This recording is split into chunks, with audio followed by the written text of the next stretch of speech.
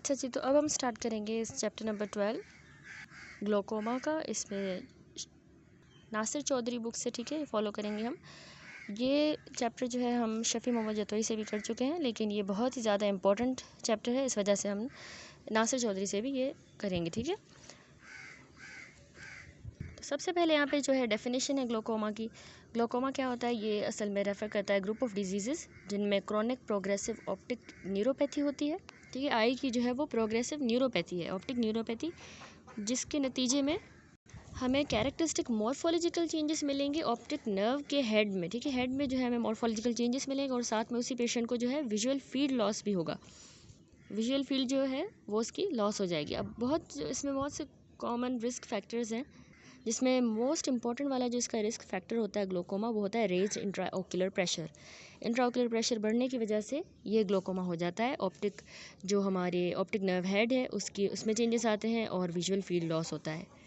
तो पहले इसकी थोड़ी सी पैथोफिजियोलॉजी समझते हैं, उससे पहले हमें एनाटॉमी देखनी होगी, ठीक है। तो ग्लोकोमा ज़्यादातर जो है मेनली वो लिंक्ड हुआ है एक्वस ह्यूमर के डायनामिक्स के साथ। हमारा जो एक्वस ह्यूमर है उसका डायनामिक। तो सबसे पहले मेन स्ट्रक्चर्स जो इसमें प्ले करते हैं रोल, वो हम डिस्क्राइब करेंगे। सबसे पहला है सीलियरी बॉडी। अब इस फिगर को साथ साथ देखते जाएँ तो ईजी हो जाएगा। ये हमारे पास है सीलियरी बॉडी।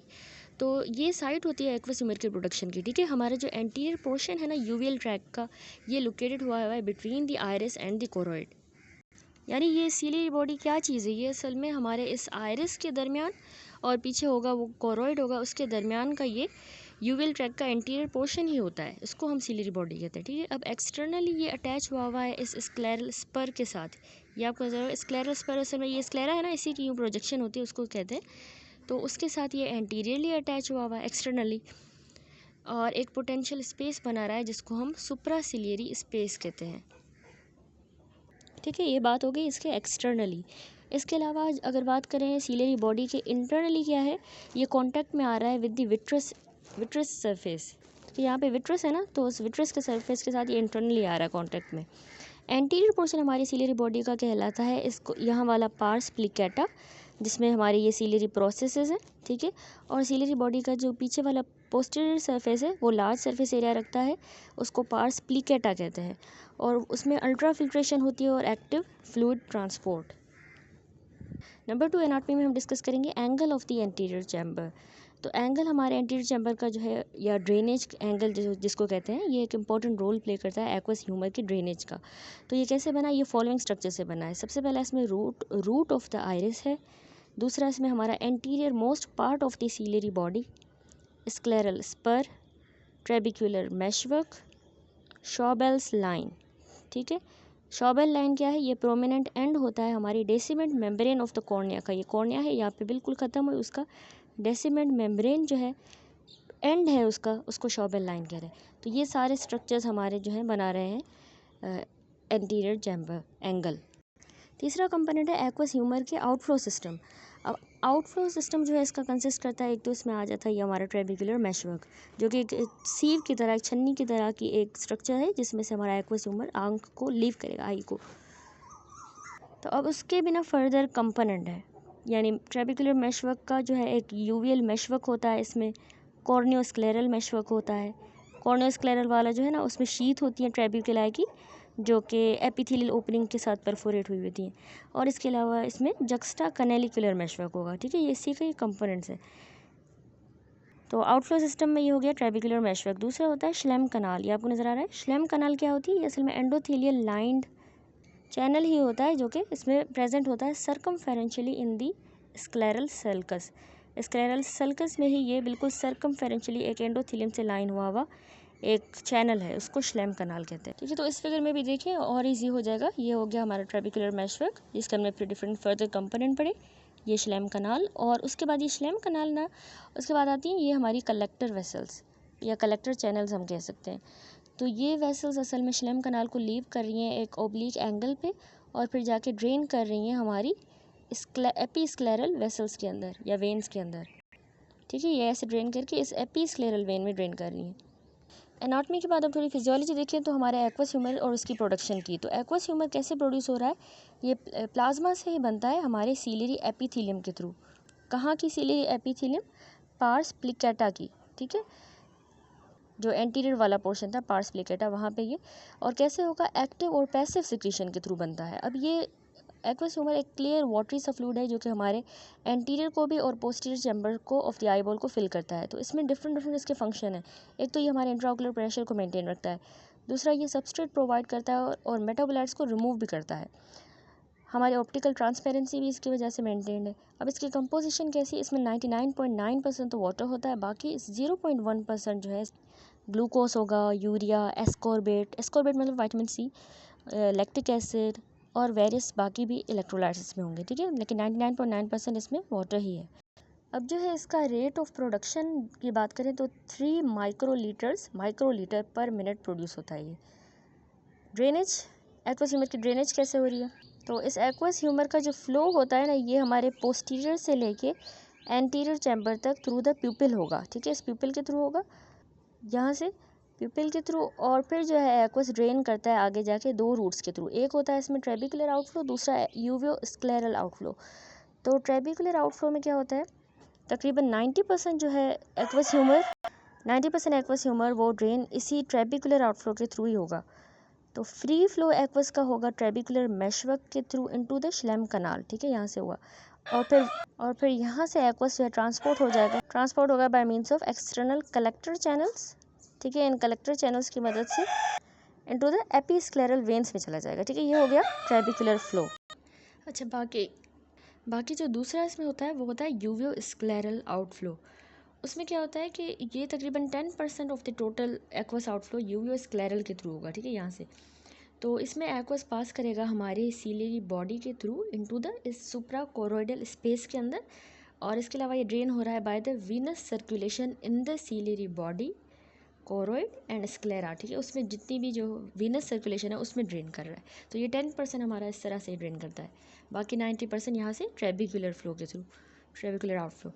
नेक्स्ट आता है अब मेंटेनेंस कैसे हो रही है इंट्राओकुलर प्रेशर की। हमारा इंट्राओकुलर प्रेशर जो है वो प्रेशर है जो हमारा इंट्राओकुलर फ्लूइड जो है एक्सर्ट कर रहा है on the course of the eye ball, ठीक है। नॉर्मल इंट्राओकुलर प्रेशर जो है 10 to 21 मिलीमीटर मर्करी, याद रखिएगा, 10 से 21।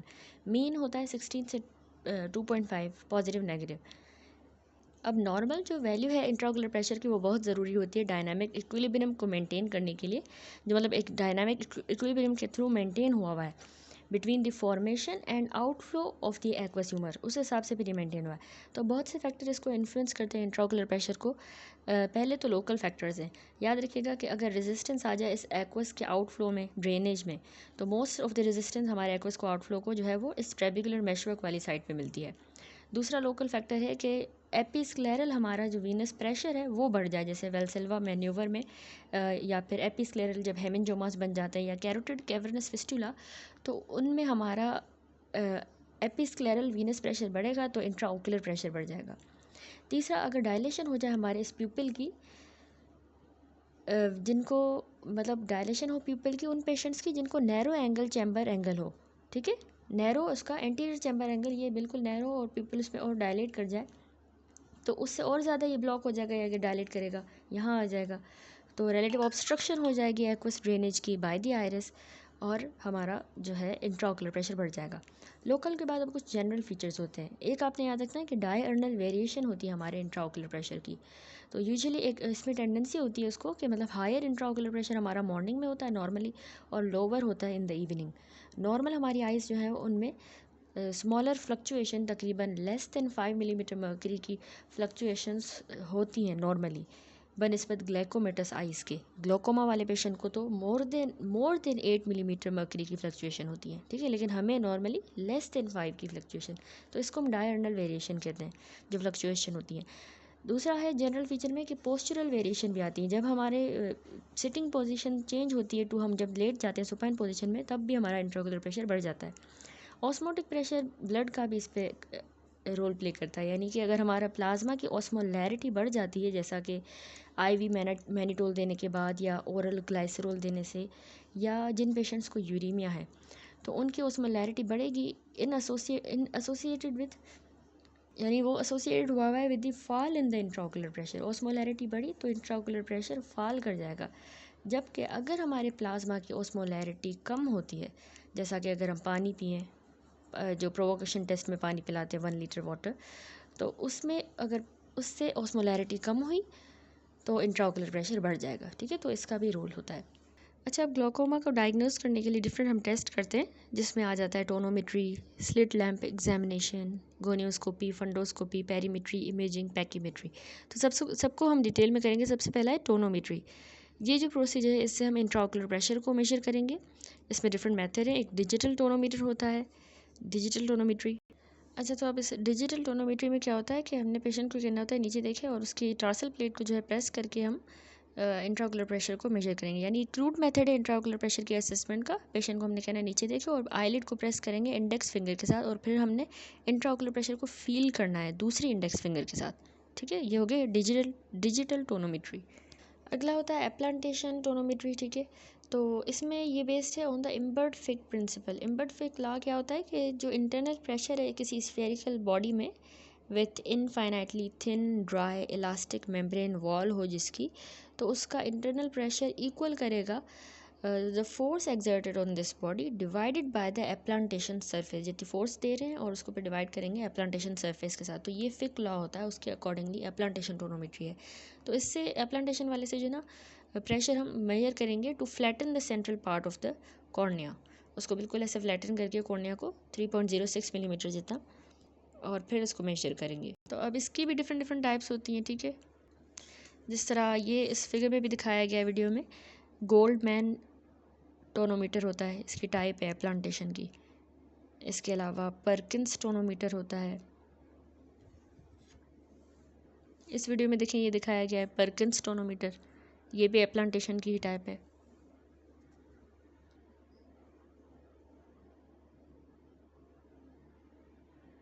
इसके अलावा ये टोनोपेंस भी होती हैं, ठीक है। ये भी प्लांटेशन टोनोमीटर की ही टाइप है, टोनोपेंस।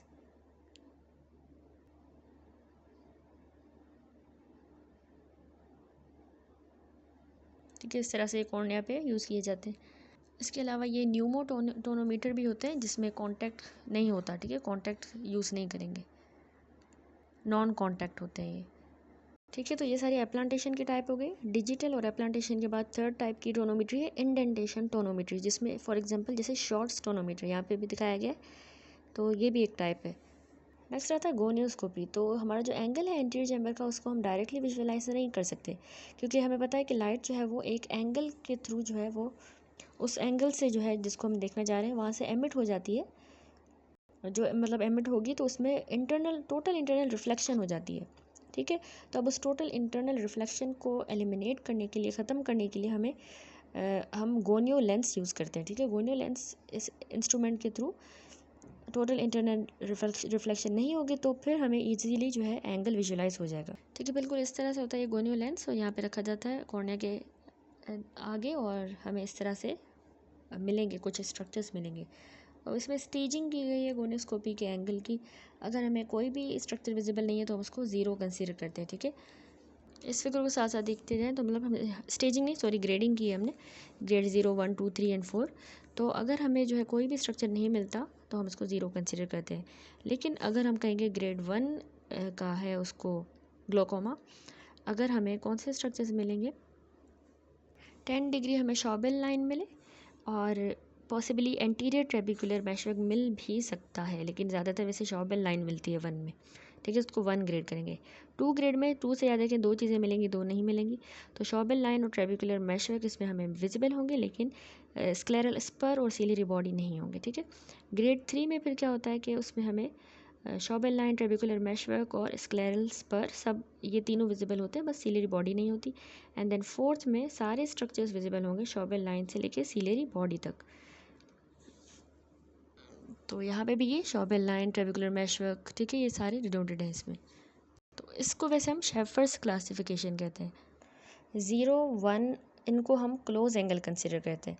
2 और 3 को हम नैरो, 2 को वैसे नैरो या क्लोजर अनलाइकली होता है इसमें, लेकिन 3 में जो है क्लोजर इम्पॉसिबल है, और 4 में भी बिल्कुल इम्पॉसिबल है, क्योंकि हमें सारे स्ट्रक्चर्स नज़र आ रहे हैं इसमें तकरीबन, तो इसमें इम्पॉसिबल है क्लोजर हो। नेक्स्ट, ग्लोकोमा को असेस करने के लिए, इन्वेस्टिगेशन के लिए हम फंडोस्कोपी भी करते हैं। तो ये हम रूटीन फंडस को एग्जामिन करते हैं उसमें। तो इसमें प्रोग्रेसिव, एसिमेट्रिक और variety of characteristic clinical pattern हमें मिलेंगे। तो सबसे पहले अर्ली जो ग्लाइकोमेटस चेंजेस होते हैं उसमें अर्ली में क्या क्या मिलेगा, अभी अभी ग्लोकोमा होने वाला है तो हमें वर्टिकली ओवल कप मिलेगा। क्यों मिलेगा? क्योंकि उसमें जो हमारी न्यूरल रिम टिश्यू होता है जिसको सराउंड कर रहा है वो बिल्कुल लॉस हो गया। सेलेक्टिवली ये लॉस हुआ है इन्फीरियरली और सुपीरियर पोल्स पे न्यूरल रिम टिश्यू, तो उस वजह से हमें वर्टिकली ओवल कप मिलेगा। दूसरा इसमें क्या मिलेगा, हमें एसिमेट्री मिलती है ऑफ द कप्स। तो difference of more than 0.2 between the two eyes is significant, यानी 0.2 जितनी अगर दोनों आंखों में फंडोस्कोपी में एसिमेट्री मिल रही है तो इतना ये सिग्निफिकेंट है कि पेशेंट को अर्ली ग्लैकोमेटस चेंजेस आ रहे हैं। तीसरा लार्ज कप मिलेगा, दैट इज़ के फिगर भी देखें 0.6 या उससे भी ज़्यादा हमें जो है हमें कप मिलेगा। नॉर्मल कितना होता है 0.3 से 0.4, लेकिन 0.6 या उससे ज़्यादा हम कहेंगे कि कंसेंट्रिक एक्सपेंशन के साथ ये होता है, उस वजह से हमें ये लार्ज कप मिलेगा क्योंकि आई की कंसेंट्रिक जो है एक्सपेंशन हो रही है। देन स्प्लिंटर हेमरेज भी हमें अर्ली ग्लूकोमेटस चेंजेस में मिलेंगे near the optic disc margin, उसकी मार्जिन पे देखिए स्प्लिंटर हेमरेजेस। अब ये अर्ली हो गए। एडवांस्ड फिर ग्लूकोमेटस चेंजेस क्या होंगे कि बहुत ज़्यादा मार्क्ड कपिंग मिलती है, यानी कप का साइज़ यहाँ पे हमने देखा कि लार्ज कप हो गया था 0.6 या उससे ज़्यादा, लेकिन इसमें मार्क कपिंग में 0.7 या उस 0.9 तक भी जा सकता है कप का साइज़। तो अभी अगर इस फिगर में देखें तो यहाँ देखें एक्सकेवेशन भी इसमें हो सकती है, वो डिस्क के मार्जिन तक इसकी एक्सकेवेशन रीच कर सकती है, तो इससे हमें पता चलेगा कि बहुत ज़्यादा कपिंग हो गई है। साइड्स जो होंगी वो स्टीप होंगी लेकिन शेल्विंग नहीं होंगी, ठीक है, स्टीप गहरी होंगी, तो इससे ज़्यादा कपिंग का पता चलता है। नंबर 2, एडवांस ग्लूकोमेटस चेंजेस में हमें थिनिंग मिलती है of the neuro retinal rim. ये एडवांस केसेस में होता है और ये क्रिसेंट्रिक शेडो की तरह हमें नज़र आएगा adjacent to the disc margin, उसके मार्जिन के बिल्कुल साथ हमें थिनिंग मिलेगी न्यूरो रेटाइनल टिश्यू की या उस रिम की। इसके अलावा nasal shifting of the retinal vessels, जिनकी अपीयरेंस जो है वो ब्रोकन ऑफ हो गई है एट द मार्जिन, तो मार्जिन पे वो ब्रोकन ऑफ हो गई है रेटाइनल वेसल्स, लेकिन वो शिफ्ट हो गई है नेज़ल साइड पे, तो इसका मतलब इसको हम बेयोनेटिंग साइन भी कहते हैं। ये BCQ पॉइंट ऑफ व्यू से इंपॉर्टेंट है, बेयोनेटिंग साइन। तो इसका मतलब है कि ये एडवांस ग्लोकोमा का केस है। अच्छा, वैसे बेयोनेटिंग साइन क्या होता है, मतलब कि हमारी जो वेसल्स होती है ना ये जी अपीयरेंस हो जाएगी, जी शेप की हमें नज़र आएंगी vessel edge of the cup पे, ठीक है। तो ये ज़्यादातर वैसे नॉर्मली रेयरली ये देखा जाता है। असल में क्या होता है, हमने यहाँ पे देखा कि न्यूरल जो रिम टिश्यू है वो पतला हो गया, थिनिंग हो गई है उसकी, तो जब वो लोकल जो थिनिंग हो गई है न्यूरल रिम टिश्यू की वो मार्जिन पे आ जाए, डिस्क के मार्जिन पे, तो उससे एक शार्प किस्म की रिम प्रोड्यूस होगी, ठीक है। उस शार्प रिम में अगर हमारी रेटाइनल वेसल उस शार्प रिम को क्रॉस कर जाएंगी उसकी एज पे, डिस्क की एज पे, तो वो एक बेयोनेटिंग क्रिएट कर देंगी, डिस्क की एज पे एक जी शेप क्रिएट करेंगी, उसको हम कहते हैं बेयोनेटिंग साइन। तो ये एडवांस ग्लोकोमा में हम डायग्नोस करते हैं। इस बेयोनेटिंग साइन को हम double angulation of the blood vessel भी कह सकते हैं, यानी जब हमारी रेटाइनल वेसल इस शार्प रिम को क्रॉस करेंगी तो वो शार्पली इस एज ऑफ द डिस्क से ऐसे बेंड करेंगी, तो उस डबल एंगुलेशन को हम बेयोनेटिंग साइन कह रहे हैं। इसके अलावा क्या मिलता है हमें एडवांस केसेस में, pulsations of the retinal arterioles, ये हमें डिस्क के मार्जिन्स पे मिल सकती हैं। ये पैथोग्नोमिक साइन होती है ग्लोकोमा की, याद रखिएगा। जब इंट्राओकुलर प्रेशर बहुत ज़्यादा होता है तो हमें रेटाइनल आर्टीरियोल्स की पल्सेशंस मिलेंगी। दूसरा लेमिनर डॉट साइन, इस फिगर में भी देखिए ये असल में पोर्स होते हैं लेमिना क्रिब्रोसा के अंदर, ये पोर्स बन गए जब ये असल में स्लिट शेप के होते हैं पोर्स, और ये हमें डिस्क की मार्जिन पे ज़्यादातर विजिबल होंगे, ठीक है, तो उसको हम लेमिनर डॉट साइन कहते हैं। नंबर 6, इसमें ग्लूकोमेटस ऑप्टिक एट्रोफी हो जाएगी।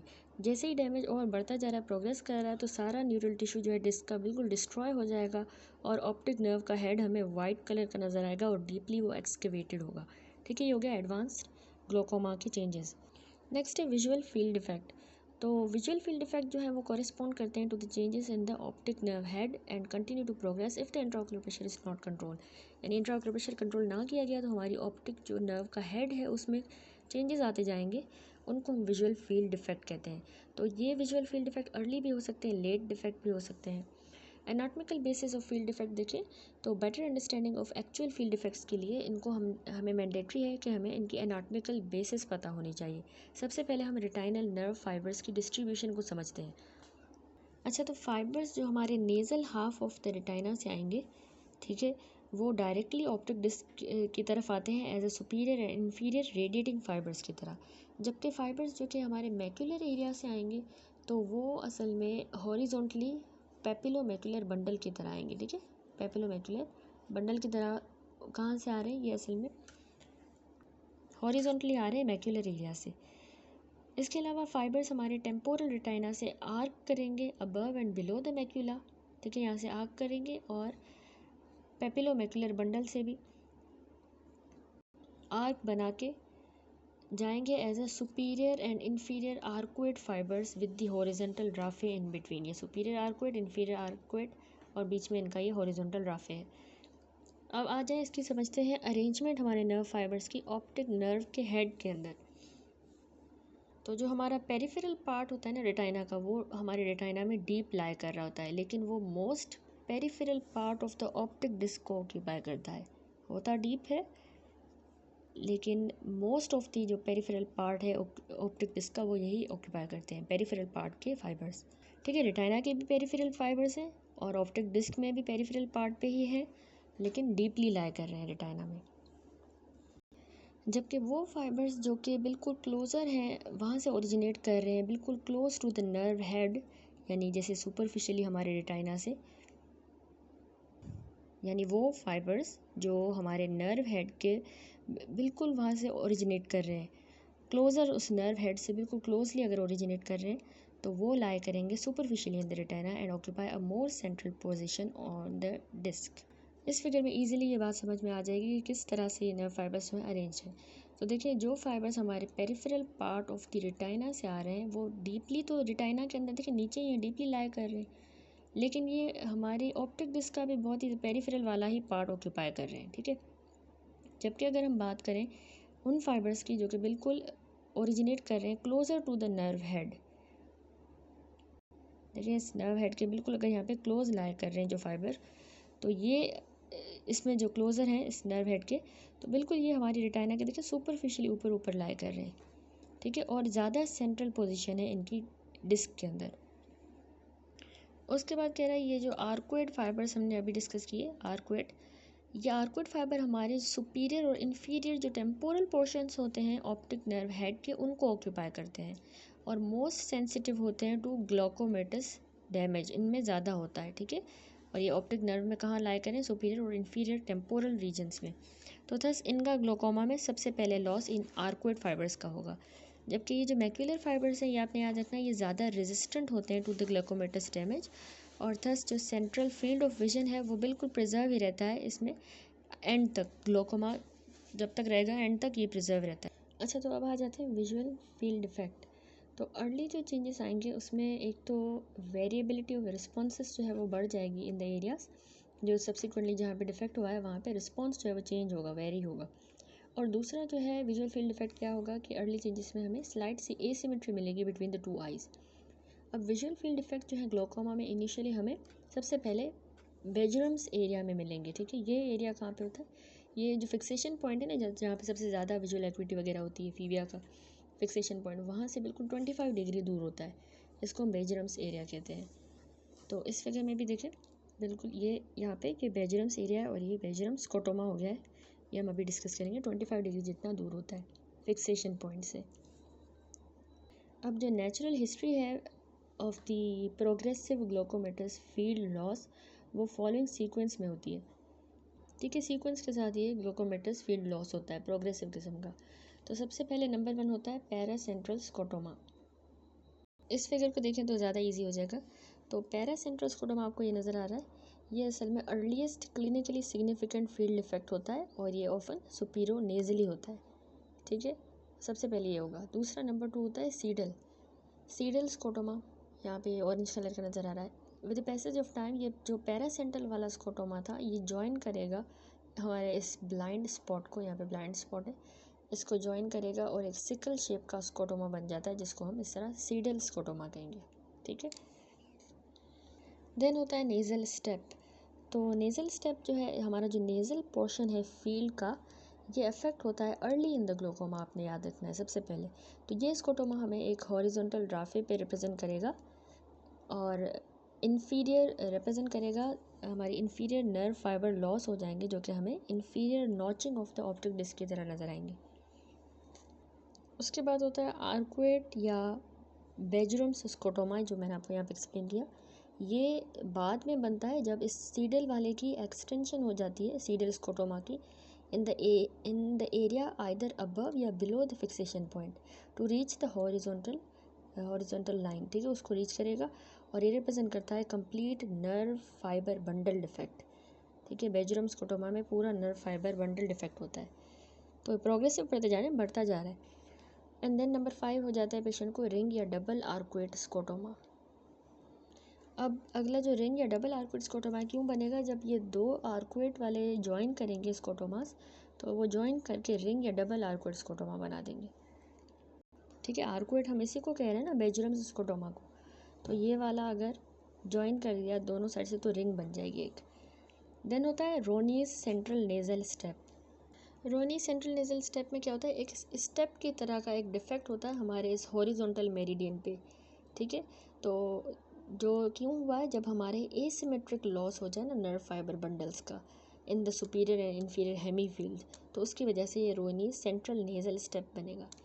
देन होता है नंबर 7 पेरिफेरल फील्ड इफेक्ट। तो ये हमें कभी कभार अर्ली स्टेज पे भी अपीयर होते हैं और कभी कभार सिर्फ लेट डिजीज़ में पेरिफेरल फील्ड इफेक्ट होंगे। लास्ट में होता है एडवांस्ड ग्लाइकोमेटस फील्ड इफेक्ट। तो उसमें विजुअल फील्ड का लॉस ग्रेजुअली होता है और वो स्प्रेड करेगा, एक तो सेंट्रली भी एज वेल एज वो पेरिफेरली भी डिफेक्ट फैलेगा, और इवेंचुअली सिर्फ स्मॉल आइलैंड जो है सेंट्रल विजन का पीछे रह जाएगा, जहाँ जो अनअफेक्टेड होगा, तो हम उसको कहते हैं ट्यूबुलर विजन हो गई है, बाकी सारा स्कोटोमा की वजह से अफेक्ट हो गया है। एक आइलैंड रह जाएगा, एक सेंट्रल आइलैंड जिसको ट्यूबुलर फील्ड कह रहे हैं, दूसरा एक टेम्पोरल आइलैंड सिर्फ पीछे रह जाएगा, बाकी सारा अफेक्टेड होगा। तो जैसे ही कंटिन्यूड डैमेज होता रहेगा, तो इस तरह के ये आइलैंड ऑफ विजन भी जो है वो भी प्रोग्रेसिवली ख़त्म हो जाएंगे साइज़ में, जब तक कि सिर्फ एक टाइनी सेंट्रल आइलैंड जो है रह जाए टोटली, ठीक है, और एक्सटिंग्विश हो, ठीक है, सिर्फ बीच में वो रह जाएगा। अब जो टेम्पोरल आइलैंड ऑफ विजन है वो ज़्यादा रेजिस्टेंट होता है और वो लॉस्ट हो जाता है in the end, leaving the patient with no